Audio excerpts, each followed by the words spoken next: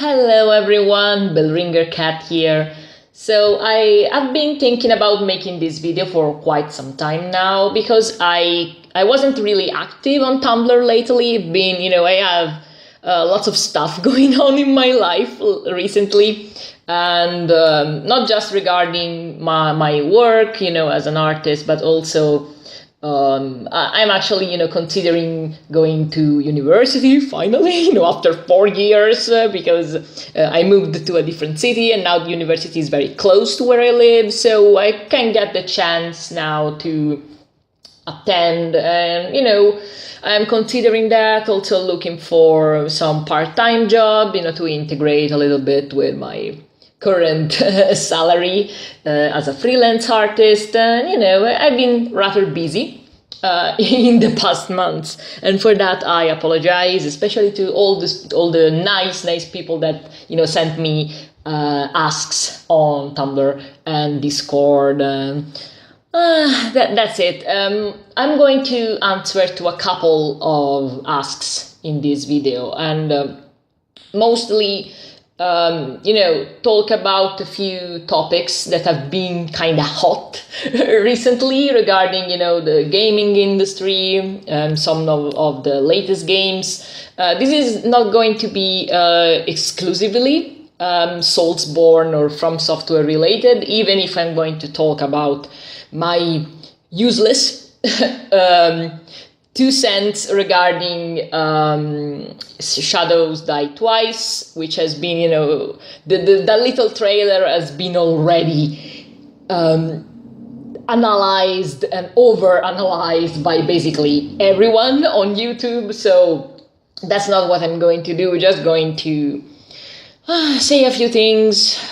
Also, I want to talk about the Final Fantasy VII Remake, because I am currently playing Final Fantasy VII again, the original. For those that don't know, I was a huge, and still am kinda huge Final Fantasy fan. My favorite is 9, and I will fight over it. Like I do. I have a real passion and attachment for 9. But lately I've been replaying Final Fantasy VII. I bought the PS4 port of the game, which is really nice. And the reason why I was replaying it was because I am actually pretty curious about the remake. Even if we didn't have any sort of news lately, I don't know, it was like 2 years ago that they announced it. But that's Square Enix for you. They announced their game too early, and we all know that. So there is no reason to get excited when they do that. Even if looking at the fan reactions when the game, the remake was announced, always warms my heart, because people were super excited. And even if Final Fantasy VII is not my absolute favorite, it's still a great game, and I know how attached and how fond of it people are. So I totally get those people that, some of them even, got so emotional that they actually cried when the trailer was broadcasted, and I can totally get them. I mean, that would probably be my reaction, like if they were going to announce, FF9 remake or Bloodborne 2 at this point. I mean, Bloodborne 2 is getting to the same level of that thing that will never happen, like, Half-Life 3. And I don't know, those are two of my favorite games of all time, FF9 and Bloodborne, for very different reasons, but I really love those games. And so I know how it feels to be very passionate about something, and so I totally get those people that were excited at the time when the FF remake trailer was revealed, and those that are a little bit disappointed, or actually pretty disappointed, now that after 2 years we basically had no news from Square Enix. But at the same time, it's Square Enix, guys. I mean, they do this sort of thing, this sort of stuff all the time, like FF15 versus 13, whatever you want to call it. They did the exact same thing. I don't know exactly how the Final Fantasy 13 campaign, promotional campaign was handled, because after 12 I haven't played any Final Fantasy game until 15, which was a terrible decision, because I probably should have waited for this Royal Edition that is coming out, or has already. Yeah, I think it's already released at this point. And even the Royal Edition is not complete. So, I mean, I sold my copy of FF15 like 1 month after buying it and finishing it, and I was so disappointed. So yeah. But as I was playing FF7, I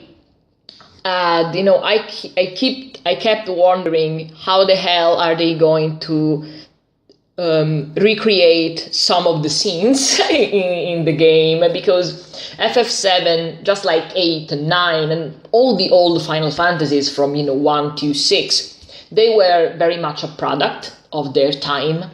So like some of the stuff that you see or some of the dialogue that you have in FF7, it's very quirky. It's fun, and there is a lot of humor, even if Nomura and the modern Square Enix are trying to make you forget like that the Cloud was actually a funny guy. And pushing this sort of image of this very emo sort of angsty protagonist, which I mean kind of suits Vincent, but really not Cloud, at least not the old Cloud, the pre-Advent Children Cloud. And so what really makes me wonder, and what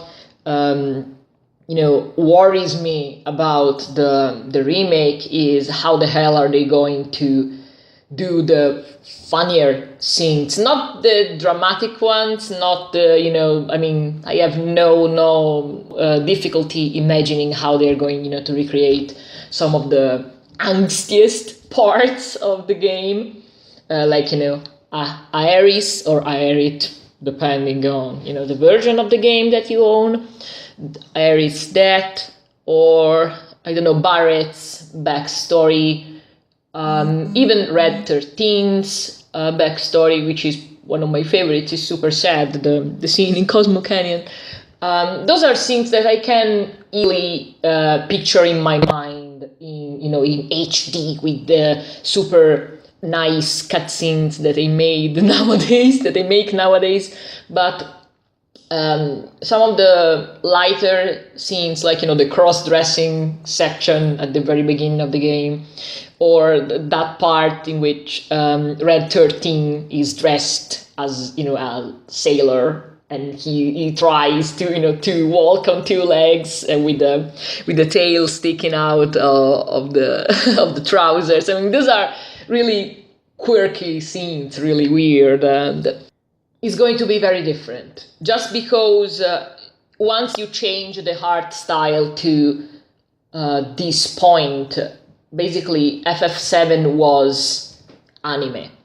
It was unashamed to be anime, and now they are making it so realistic, and they want to change the turn-based combat, which is probably one of my favorite things about Final Fantasy in general, to this action combat. And I really, really hope that they go like the Kingdom Hearts route, that they follow the Kingdom Hearts route and not the FF15 route, because I did not enjoy the combat in FF15. I thought it was really shallow, not challenging, and I mean, most of the time I couldn't even really see what was going on, because the camera was so bad. I mean, people complain about the camera controls in Soulsborne games. But like in Final Fantasy 15, I thought it was really, really terrible. And Final Fantasy 15 really, really made me lose what little faith I had in Square Enix. And now I'm here waiting for some news. And I think there is, some sort of masochism in all of this, because I don't, as I said before, I am not a huge FF7 fan. But I do understand why people like it and how revolutionary it was when it came out. Probably it would have been my favorite game if it was actually the first FF that I played, which it was not. My first FF was 10, but not because I played it, but because I saw it. I mean, I watched my cousin playing 10, and because at the time I did not have a PS2, I was stuck on the PS1, and so when he showed me this super cool new game that he had, I absolutely wanted to play it, but I couldn't, and so I tried, to find the older games, so 8, 9, 7. And because 7 was never translated in Italian, at least not officially, there are fan translations, but the actual game that came in stores in Italy was the English version. And at the time, like I was, I don't know, 8 or 9, probably. Games, playing an RPG in English was completely out of my, on my league. It was something that I couldn't do at the time. I could barely speak English at the time, so yeah, go figure. And so the game that I ended up buying was 9 because, closest to 10, the most recent. And I absolutely loved 9, and I still do. There are some themes in 7 that I really like, and that are kind of, tied to my love for Lovecraft and, the cosmic horror theme that is present, of course, also in Bloodborne. And the reason why I picked up Bloodborne in the first place was exactly because of the Lovecraftian stuff in it. In Final Fantasy VII, there is actually a lot of cosmic horror in a sense, because people tend to focus on, the big swords, on the, the anime boys and all the superficial stuff in a sense, but Final Fantasy VII is a very spiritual game, and you can interpret the story in many, many ways, and just to draw a comparison to Bloodborne, the way the Shinra company treats the planet and humans and human life is kind of similar to how the Healing Church treats the Pthumerians and the humans and the world in which they live in. So it's like getting this ancient stuff that was buried for a reason. You get the old blood in Bloodborne, and you get Genova and the Genova cells and Mako in FF7. I always thought that aspect of FF7 is often ignored or downplayed, but the most unsettling part of 7 is probably the fact that Lucrezia and Ojo, they thought that, injecting an unborn child with the cells of a being that they found in, frozen in ice in a crate somewhere was a good idea. I mean, this really feels like something that, Lawrence and his pals at the Healing Church would totally do. Like, yes, random woman there, come here and we are going to make you pregnant with the spawn of an eldritch god. And when it comes to 7, it is a really uncommon topic for Final Fantasy as a genre. I mean, the very design of Genova is almost Geiger-esque. There is something, very, very unsettling about, this, basically this torso of a woman without arms, with the organs that are external. It's really, really weird. And I remember that one of the first time that I was playing Bloodborne I was playing through the Hold Hunters DLC, I thought that Maria reminded me quite a lot of Lucrezia Crescent.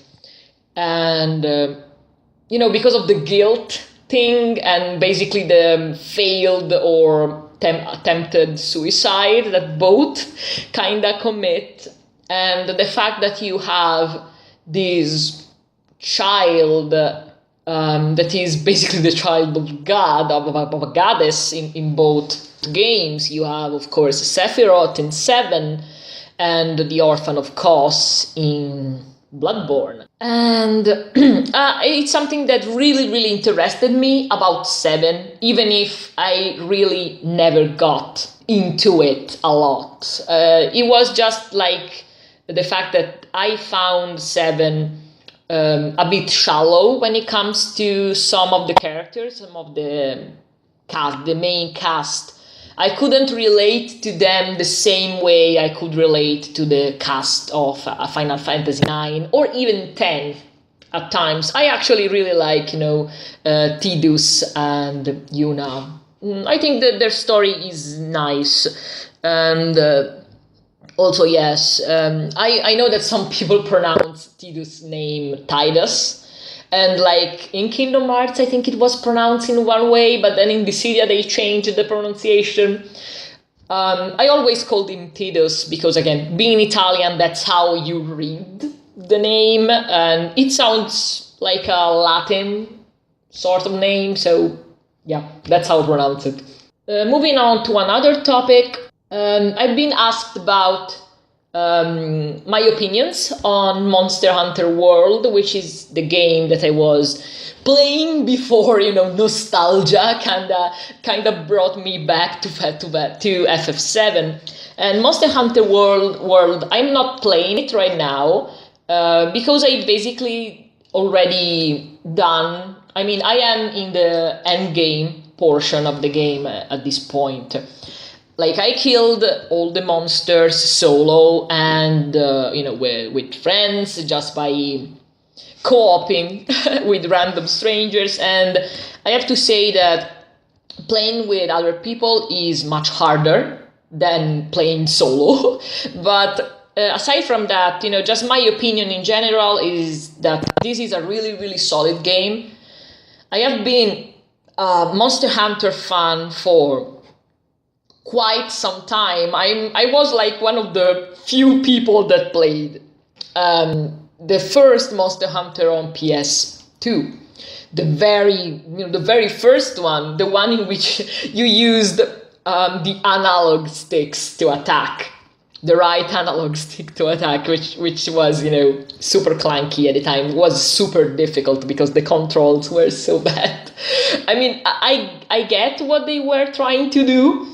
But still, I never finished Monster Hunter 1, but I was actually able to finish Freedom Unite, which is, the PSP port and kind of, expansion pack for the original Monster Hunter.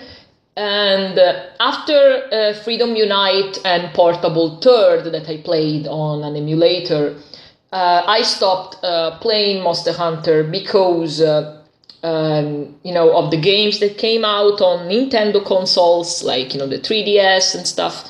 And also, I think on the Wii U, maybe, I'm not sure. I'm not a Nintendo girl. I used to be, like, my very first console was actually Super Nintendo, so an NES, I think that's how you call it. And still, I moved to PlayStation like immediately, And except for I owned the Game Boy Color, Game Boy Advance. But as I grew up, for me it became really, really hard to play on portable consoles, and that this is true also for the PSP. I had problems with the PSP too, because I kept getting hand cramps while I was playing, especially when I was playing, Monster Hunter, which is a kind of, demanding action game, and it was really, really painful. I have a little bit of arthrosis, and so it wasn't pleasant, and I couldn't enjoy playing Monster Hunter or on these small devices, which is why I left the franchise. And I was very sad because I always dig the aesthetic of Monster Hunter and also the gameplay. In fact, when I started playing Bloodborne, my first impression was like, oh, this is Monster Hunter. This is very similar to Monster Hunter. It reminded me of a polished and much faster Monster Hunter game, because you have these fights that work, especially the boss fights that work like a puzzle. Basically, it's an action puzzle that you have to solve. You have to time your dodges, your attacks. You don't have to be greedy. You have to exploit the weakness of the monster or the enemy that you're fighting. Bloodborne was for me even more challenging than Monster Hunter at the beginning, but then I consider myself a decent Bloodborne and Soulsborne in general player. I had the chance to play basically all the Soulsborne games, including Demon Souls and Dark Souls 2, which I haven't finished yet. Someday I will. But yeah, Monster Hunter really kept everything that I liked about the original games, so about Freedom Unite, and they polished it. They streamlined it, but without toning it down. So it hasn't lost the challenge aspect. The difficulty is still very high, especially if you are not used to these kind of games, but it's much more accessible, and the content that is in the game is not as much.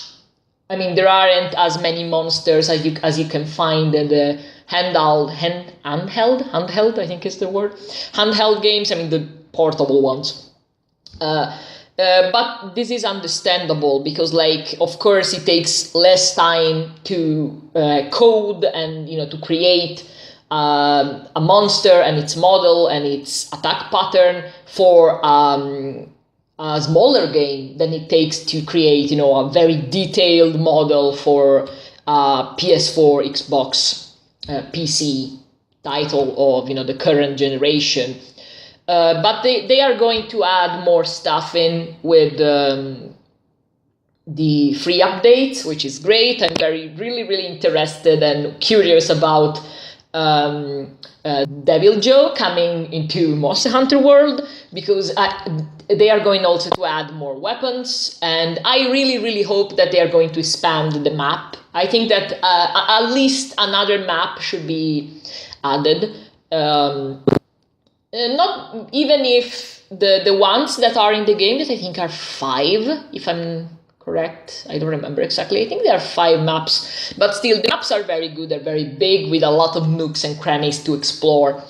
But I think that adding another maps, perhaps, I don't know, a mountain, a snowy mountain, or something like an island. I mean, they could do whatever they want. I mean, I'm open to any sort of different environment for Monster Hunter. I think I have the feeling that they tried to avoid water combat at all costs, because most of the water-based monsters are pretty hated by the community. Plesiot comes to mind, but aside from that, I think that adding some big giant crabs like they had in Freedom Unite. Could be cool. Like there are so many monsters that you can bring back from the older games or just make new monsters. I of the ones that we got in Monster Hunter World, I really like Valazak, the Bloodborne monster. Not just because of its design, which is very I don't know, reminds me of a boss that you could find in World of Warcraft for whatever reason. Probably reminds me, of the undead dragons and maybe Arthas's undead dragons in Dragosa. But also, I mean, not just for the design, but I really like how the combat plays. I really like the weapons that you can craft from the Balazak. And then I would say that Nergigante is also a really solid, flagship monster for this game. The design is so badass, and it was so good, to take revenge on him after the beta, because during the beta it was like he destroyed me so many times. So I'm like, I'm going back. I'm coming for you, bitch. I don't know. It's a really nice monster to fight, and I also like how they tried to implement some sort of narrative in the game. I thought it was decent, nothing groundbreaking, but still, it was interesting. The cutscenes were nice. The characters are likable. I love the fact that they have no names. Like, I find it like they are defined by their role, and it's so cute for in a way. Trying to say that Monster Hunter is not about the characters, it's all about the combat and the fighting, which I think is good. I mean, that's what the series has always been. And I think, yes, that you could make something more interesting when it comes to the story, but at the same time, that's not why people are going to play Monster Hunter anyway, so it's fine. And speaking of Monster Hunter, there is also the fact that they sold lots and lots of copies, which I am super happy. Like, I really think that the Monster Hunter team that has been working on those games for so many years now, even if I haven't played most of the Nintendo titles, I know that they were really well received, pretty well received. And I got a couple of friends that they played all of them, and they said that the series kept getting better and better. So it's really, I'm glad to see that this team, this really dedicated team within Capcom that works on these games and perfected them game after game, really got the recognition that they deserve. So it's really good. I mean, it feels good, to see good game design rewarded by the sales, especially in this day and age in which most of the games that I love and cherish are tarnished by loot boxes and DLCs. And yeah, I mean, I was talking about how disappointed I was about regarding Final Fantasy 15, and I'm still butthurt for Final Fantasy 15 because I miss the old good days in which you could buy a game and have the full experience, or at least, a game that, even if it's not 100% complete, like Bloodborne is, or Dark Souls is, or even, The Witcher is. These are very solid games that then get a big expansion or expansions that add even more content to a game that is already satisfying. And Monster Hunter World definitely falls into this category. Like, you get a really good game from the start. And that's something that, again, Capcom should be praised for. And I am so happy that they are succeeding. And last topic that I have here on my list is Shadows Die Twice. Now, the small little teaser trailer that we got during the Game Awards has been already analyzed and over-analyzed by people way more qualified and, with a better better comprehension and a better mastery of the English language. So I don't think that I could really add something to what Vati, Vidya, and the other guys already did on YouTube, all their analysis. I'm just going to say that on a personal level, I was a bit disappointed just by the change of setting, because I'm all for, a new Soulsborne, Souls-like, whatever you want to call it, game from Software. But, picking feudal Japan or Eastern lands in general, when we already have Neo, is a bit, I don't know. The reason why I haven't played Neo was mostly because of the setting. I am not a fan of Japanese-inspired settings and games in general, and not just games, also anime stuff. Like, I never watched Naruto, for instance, and I always preferred more Western-like settings. Even if I do recognize, the value and depth of the Japanese and Eastern culture in general.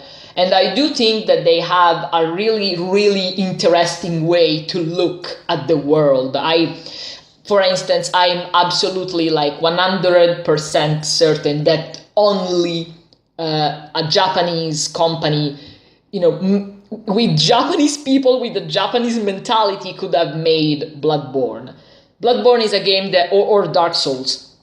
Bloodborne is a game that is Western in appearance, but is extremely Japanese when it comes to content. That's the Japanese view on Lovecraft's themes and stories. And that's why it is so great. As someone who is part of the Lovecraftian community, not just as an artist, but as someone that actually tries to write in Lovecraft style. I have been writing some short stories, and also I got some of them published here in Italy on anthologies and stuff. We Western people tend to copy Lovecraft, while the Japanese guys, they had this very peculiar view, and they can recreate, reinvent these mythos that for us seems almost untouchable. In a sense, you don't want to disrespect Lovecraft's stuff. And they don't care, and that's the best thing. That's why where Bloodborne works so well. And this said, I just made this little parenthesis because I want I can't stretch enough the fact that I'm not dismissing Shadows Die Twice just because it's Eastern looking. I'm just going to say that, as for me, as far as my personal taste is concerned, I just like, from a purely visual standpoint, stuff that is more Western looking. But at the same time, and also the fact that there is Neo has already done that thing. So it's going to be interesting to see how From Software does Eastern Soulsborne, basically. But at the same time, I'm not, jumping around being super excited about it. I'm curious. I'm most likely going to buy it and play it, and I will probably enjoy it. For now, I don't think that, again, speculation is of any use, because the trailer is too short. People are saying that it's Bloodborne 2. I don't think it is. People are saying that it is Tenchu. I don't think it is. It may be something, like Tenchu, inspired by Tenchu, but I don't think that they are going, to name the game as part of the Tenchu franchise. And yeah, that's basically everything that I had to say. And I hope that that my English was decent and you could understand, even if I probably made a couple of mistakes, probably more than a couple actually, mistakes here and there. And I don't know, I hope you had fun just listening to me blubber about things that nobody cares about.